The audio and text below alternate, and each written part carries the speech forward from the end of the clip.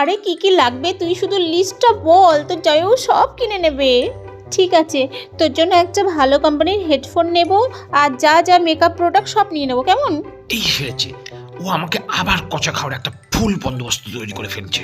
ওর বাপের বাড়ি যাওয়া মানে শুধু গাদা টাকা খরচ। ঠিক আছে, তুই ফোনটা রাখতো, একজনের মাথার গব্বেলটা একদম ফাটিয়ে দিই, দাঁড়া। এই শোনো, জিনিসপত্রের দাম এত বেড়ে গিয়েছে, তোমাকে নিয়ে আমি আর তোমার বাপের বাড়ি যেতেই পারবো না। তুই যাবি আর তোর ঘাট যাবে, তাড়াতাড়ি রেডি হ, আমি এক্ষুনি প্যাক করতে বসলাম গিয়ে।